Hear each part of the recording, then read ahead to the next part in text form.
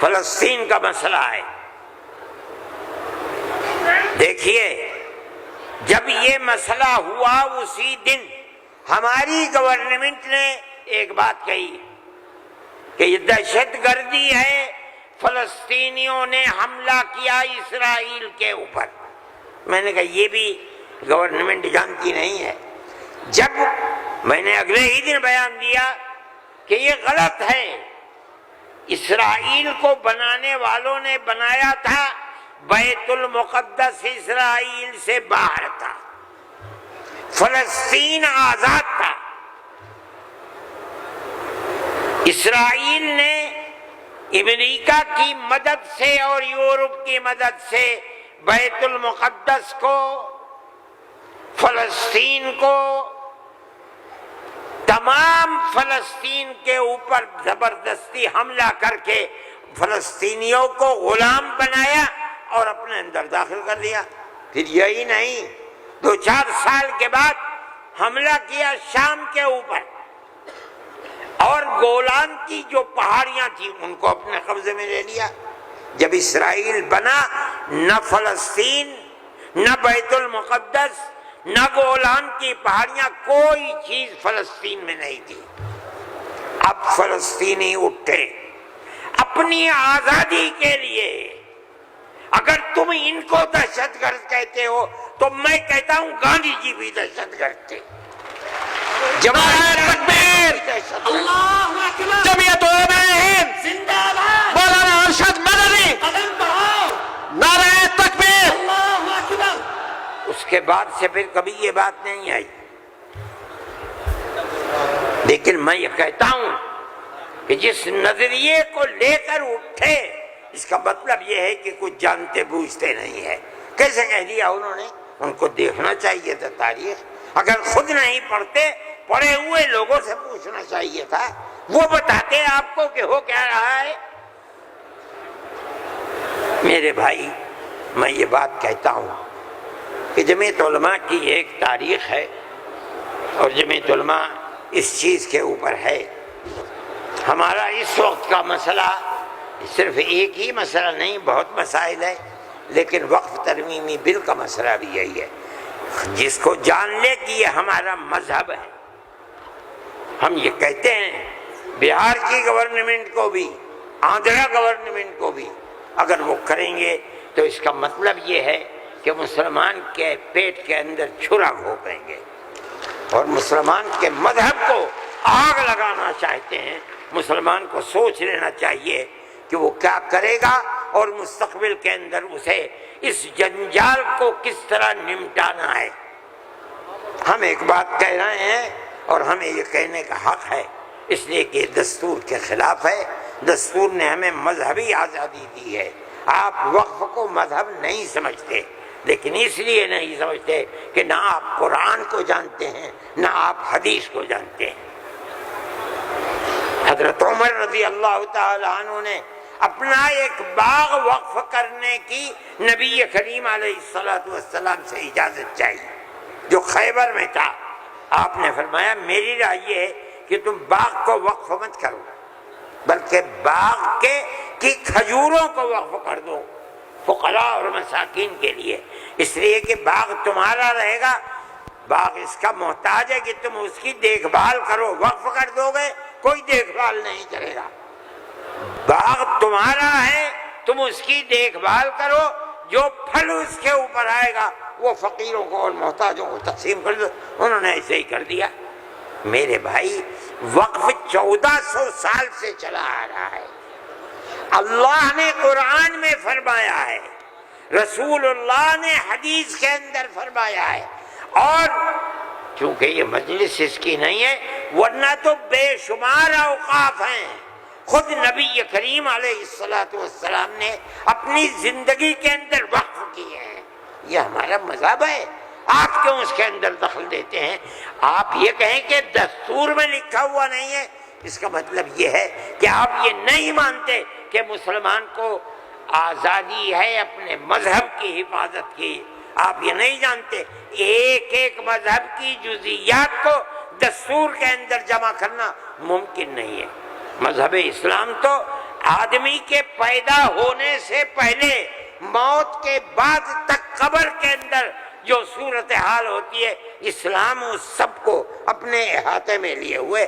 آپ کے دستور میں کتنی گنجائش ہوگی اس کی؟ یہ بات کہہ دیا کہ ہمیں اپنے مذہب پر چلنے اور اپنانے کا حق ہے، اسے زندہ رہنے کا حق ہے۔ ہم یہ بات کہہ رہے ہیں، ہم نہیں چاہتے کہ کوئی دوسرا اس کے اندر دخل اندازی کرے۔ جھارکھنڈ کے صرف ہندو نہیں، ہندو اور مسلمانوں نے مل کر اس تحریک اور اس سیاست کو تھوک دیا اس کے اوپر۔ الیکشن کے اندر بی جے پی کی ناکامی وہ صرف مسلمان کے حصے میں نہیں لکھی جائے گی۔ مسلمان کی تعداد کتنی ہے جھارکھنڈ کے اندر؟ اس کا مطلب یہ ہے کہ نفرت کی اس سیاست کو جھارکھنڈ کے ہندو اور مسلمان نے تھوک دیا، اس کے اوپر قبول نہیں کیا۔ وہ آدمی جو بولتا تھا وہ اپنے صوبے کے اندر بھی جب زبان سے کوئی بات نکلتی تھی مسلمان کے خلاف آگ ہی اگلتا تھا۔ دیکھو ساری ہندوستان کے اندر ہندوستانی ہونے کے لیے یہ بنیاد ہے کہ جو سب سے پہلی مردم شماری تھی سن 1951 کی، جس کا نام اس مردم شماری میں ہے وہ اور اس کی اولاد ہندوستانی ہے۔ یہ ملک کے اندر ایک قانون بنا ہوا ہے، لیکن کانگریس، بی جے پی اور جو علاقائی پارٹیاں آسام کی ہیں، سب نے مل کر جب مشرقی پاکستان کو مغربی پاکستان سے الگ کیا گیا اور ہندوستان کی طاقت نے کیا۔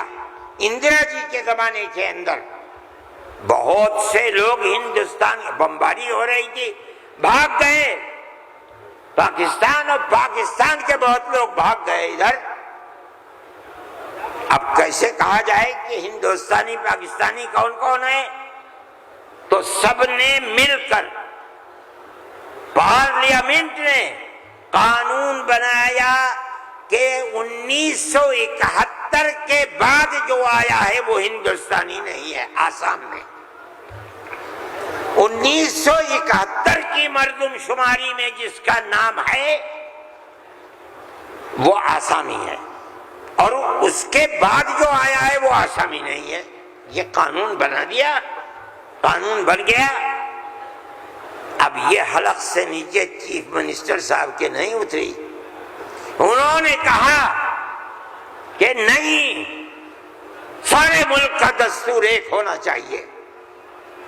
ارے بابا، کانگریس کا زمانہ تھا، کانگریس نے پارلیمنٹ کے اندر یہ اصول بنایا، اس کے اوپر بی جے پی کے بھی دستخط ہیں، علاقائی پارٹیوں کو بھی دستخط ہیں، ہم نہیں جانتے کچھ۔ اور تقریر جیسے یہاں کر رہے تھے ویسے ہی روز تقریر وہاں کرتے تھے۔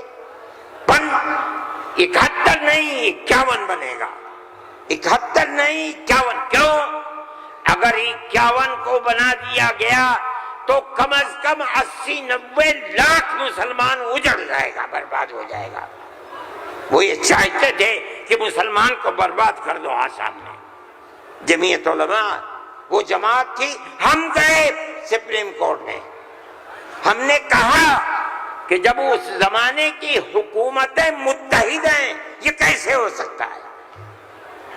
یہ اللہ کا احسان اور کرم ہے کہ سپریم کورٹ نے وہ فیصلہ کیا جو حق فیصلہ تھا، اور اس نے کہہ دیا کہ نہیں، آسام کے لیے سن 71 ہی رہے گا۔ تمام پارٹیوں نے اس کو قبول کیا ہے۔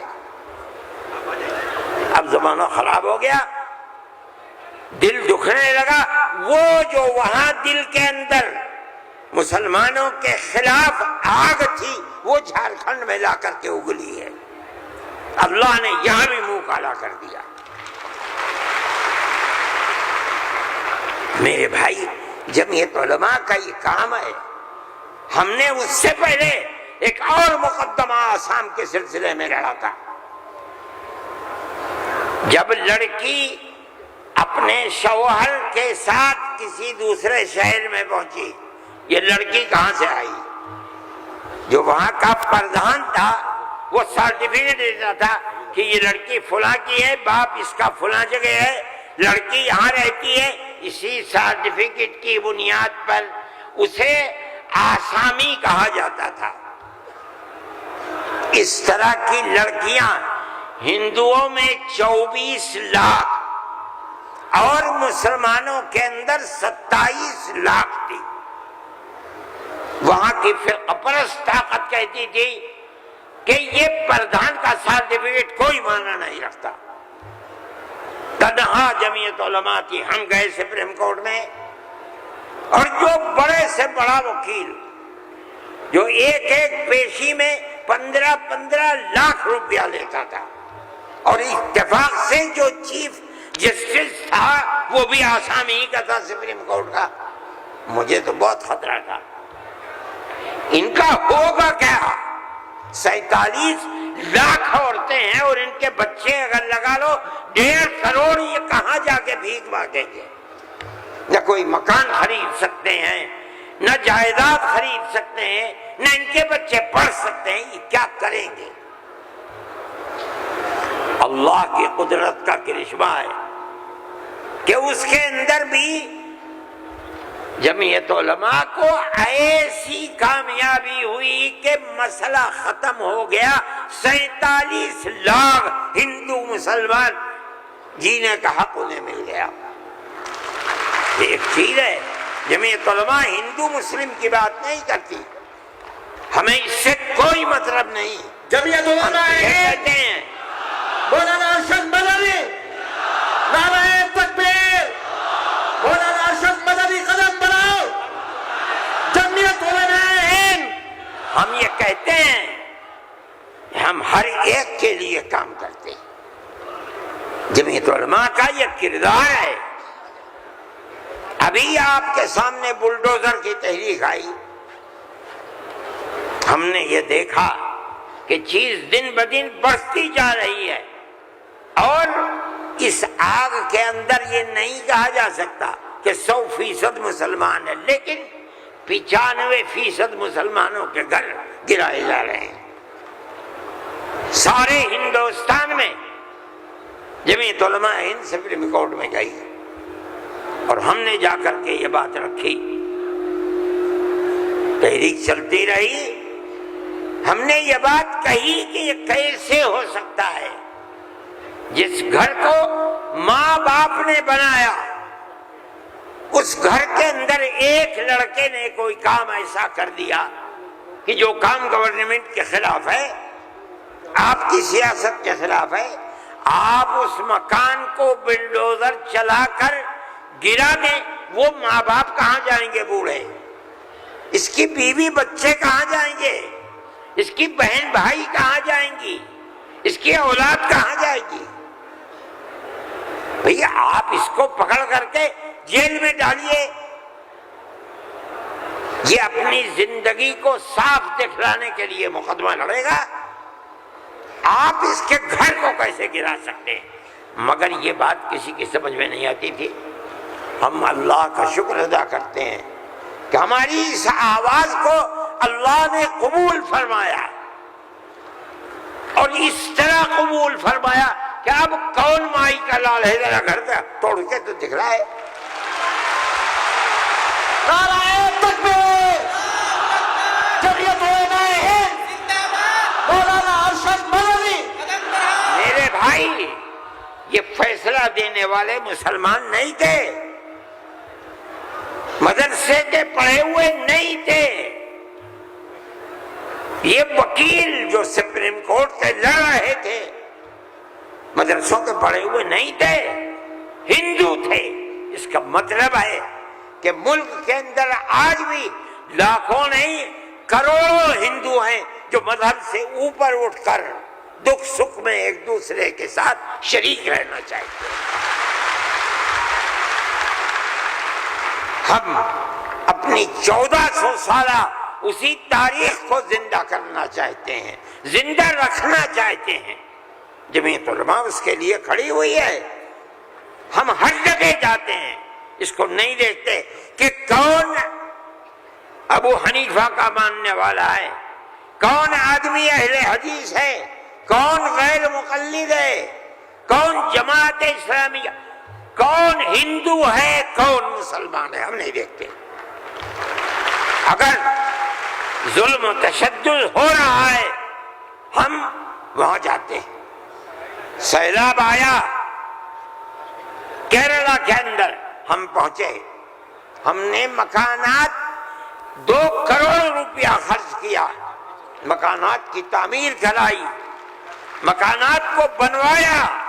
مسلمانوں کے مکانات بھی تھے، ہندوؤں کے مکانات بھی تھے، عیسائیوں کے مکانات بھی تھے، جاؤ جا کر کے دیکھو۔ ہم نہیں کرتے یہ کام۔ بنگال کے اندر سیلاب آیا، لاکھوں آدمی اجڑ گئے، ہم نے وہاں کیمپ لگائے، ایک ایک کیمپ میں 2700 صبح 2700 دوپہر میں کھانا کھاتے تھے۔ کوئی تمیز نہیں کون ہندو ہے کون مسلمان، جو مصیبت کا شکار ہے آئے ہمارے دسترخوان کے اوپر کھانا کھائے، یہ ہمارا کردار ہے۔ میرے بھائی ان تمام چیزوں کو سمجھنا چاہیے۔ یہ مجھے آج حیرت ہوتی ہے، وزیر اعظم کا خطاب سن کر مجھے حیرت ہوئی۔ ایسا لگتا ہے کہ جسے پڑھ لکھ کر کے نہیں خواہ بخواہ بول دیے۔ چیف منسٹر کے خطاب کو آج میں نے سنا، میں نہیں سنتا ہوں زیادہ، مجھے فرصت ہی نہیں ملتی پڑھنے پڑھانے سے، میں کہاں سے سنوں گا؟ جو خطاب ان کے جھارکھنڈ میں ہوئی ہے مجھے حیرت ہوئی، مگر زیادہ حیرت نہیں ہوئی اس لیے کہ وہ زخم خوردہ ہیں۔ سپریم کورٹ کے فیصلے نے ان کے مزاج کے اندر گڑبڑی پیدا کر دی ہے، اس لیے وہ ایسی بات کہتے ہیں۔ سب لوگ اسی ملک کے رہنے والے ہیں، جو اس ملک کا ہے اس کو مکمل اختیار ہے۔ دستور ہماری بنیاد ہے، ہم اس دستور کو زندہ رکھنا چاہتے ہیں۔ اگر کوئی اس دستور کے خلاف جائے گا، ہم کورٹ میں گئے، بار بار گئے، ہمیں سپریم کورٹ سے پورا حق ملا ہے، ہم اللہ کا شکر ادا کرتے ہیں۔ ہمیں حق دینے والے مسلمان نہیں ہیں۔ 100% سپریم کورٹ کے جج جہاں ہمارے فیصلے گئے وہ ہندو تھے، ہندوؤں نے فیصلے کیے ہیں۔ اس کا مطلب ہے کہ ہمارے ملک کے اندر آج بھی 2-4 نہیں، لاکھ 10 لاکھ بے شمار لوگ ہیں کہ جو ہندو مسلم مذہب سے اوپر اٹھ کر ایک دوسرے کے ساتھ پیار و محبت کا معاملہ رکھنا چاہتے ہیں، اور جو طاقتیں ملک کے اندر نفرت کو پیدا کر رہی ہیں، ملک کے اندر ایک بہت بڑا طبقہ ہے جو اس نفرت کی سیاست کو ملک کی تباہی کا سبب سمجھتا ہے۔ جمعیت علماء کی یہ تحریک ہے، ہم اسی لیے آپ کے پاس آئے۔ ہم وقف بل کو ایک مذہبی مسئلہ سمجھتے ہیں، آپ اس بات کو سمجھیے۔ لوگ نہیں کہتے، میں تو سچ بات کہہ دیتا ہوں، آپ کے اس صوبے کی حکومت وہ بیساکھی ہے جس کے اوپر مرکزی حکومت ٹکی ہوئی ہے، یہ بھی اس کے اندر شریک ہے۔ وہ کہتے ہیں کہ ہم مسلمانوں کو کوئی تکلیف نہیں پہنچنے دیں گے۔ میں نے جو بات کہی ہے اسی لیے کہ یہ آواز ان تک پہنچے کہ وقف کو زندہ رکھنا یہ ہمارا مذہبی فریضہ ہے، ہمارا مذہب ہے وقف۔ اگر آپ اس کی تائید کریں گے تو مسلمان خود فیصلہ کرے کہ آپ کی گورنمنٹ آپ کے مذہب کو زندہ رکھنا چاہتی ہے یا آگ لگانا چاہتی ہے۔ جمعیت علماء ہند زندہ باد، مولانا ارشد مدنی، قدم بڑھاؤ، نعرہ تکبیر، اللہ اکبر، ارشد مدنی قدم بڑھاؤ، ہم تمہارے ساتھ ہیں، جمعیت علماء ہند۔ زندہ باد۔ میرے بھائی، تیسرا مسئلہ مدرسوں کا مسئلہ ہے۔ مدرسے دو طرح کے ہیں، ایک وہ مدرسے ہیں جو گورنمنٹ سے امداد لیتے ہیں، ایک وہ مدرسے ہیں جو گورنمنٹ سے ایک پیسہ بھی نہیں لیتے۔ ہم پہلے سے کہتے تھے، لوگوں سے بلاتے تھے کہ پیسہ مت لو۔ یہ ہو نہیں سکتا کہ گورنمنٹ دے اور تم سے لینا، یہ نہیں ہو سکتا۔ آج سے تقریباً 15-20 سال پہلے دلی کے اندر ایک میٹنگ بلائی، بہار کے لوگ بھی اس وقت گورنمنٹ میں تھے، یہ بھی تھے، اور وہ یہ تھی کہ مدرسے والوں کو ہم پیسہ دیں گے۔ سب نے منع کر دیا کہ ہم نہیں جائیں گے۔ میں نے یہ سوچا کہ مجھے جانا چاہیے، چنانچہ میں چلا گیا وہاں۔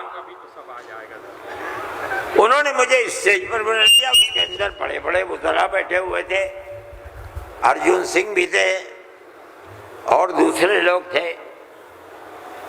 وہاں تقریر کرنے والوں نے تقریر کی مدرسوں کے خلاف، میں خاموش بیٹھا رہا۔ اس کے بعد مجھ کو کہا کہ آپ بولیں۔ میں بولے، میں نے ان سے کہا کہ آپ نہیں جانتے کہ مدرسوں کا کردار کیا ہے۔ میں آپ کو بتاتا ہوں، جب 1857 کے اندر لوگوں کا قتل عام ہو گیا تو اب ملک کی آزادی کے لیے جہاد کرنے والے مجاہد ہی ختم ہو گئے۔ جن لوگوں نے جہاد کیا تھا وہ جیل میں پکڑے گئے۔ جب عام معافی کا اعلان ہوا تو علماء نکلے اور سر جوڑ کر بیٹھے۔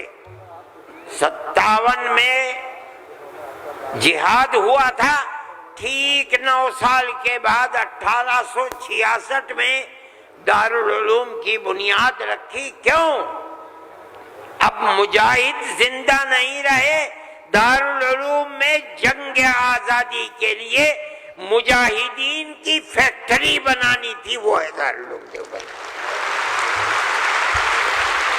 مدارس اسلامیہ زندہ باد، جمعیت علماء ہند زندہ باد، نعرہ تکبیر، اللہ اکبر، مدارس اسلامیہ۔ اللہ اکبر۔ اس فیکٹری سے بڑے بڑے ہزاروں مدرسے بن گئے۔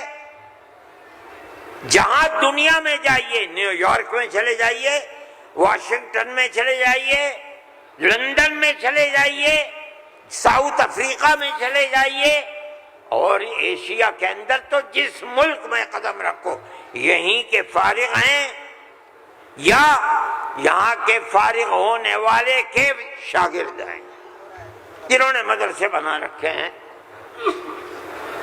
یہ مدرسے در حقیقت ملک کی آزادی کی ضمانت ہیں۔